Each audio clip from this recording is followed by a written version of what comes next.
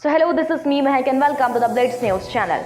A traditional march past at Kartavya Path comprising a grand parade by the contingents of the armed forces and paramilitary forces, WX displayed by the states and central ministries, departments, cultural performances by children, acrobatic motorcycle rides and a fly past. Besides beating the retreat ceremony at the Vijay Chowk and PM's NCC rally, this year's Republic Day celebrations are set to get better and bigger. Addressing a press conference in New Delhi on Wednesday, Defense Secretary Giridhar Aramane said that celebrations have been planned keeping the Prime Minister's vision of Jan Bhagidari in mind. The Republic Day celebrations will be week-long, commencing on January 23, the birth anniversary of great national icon Netaji Subhash Chandra Bose, and culminate on January 30, which is observed as Martyrs' Day. The celebrations will be a tribute to INA veterans,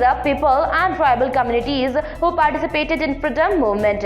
Many new events are being organized as part of the Republic Day celebrations this year. These include military, tattoo and tribal dance festival, Veer Gatha 2.0, second edition of Bande Bharatam dance competition, performances of military and coast guard bands at the National War Memorial, and All India School Band competition at the NWM, a drone show and projection mapping during beating the retreat ceremony. So that's it from us in this update. Thank you for your time.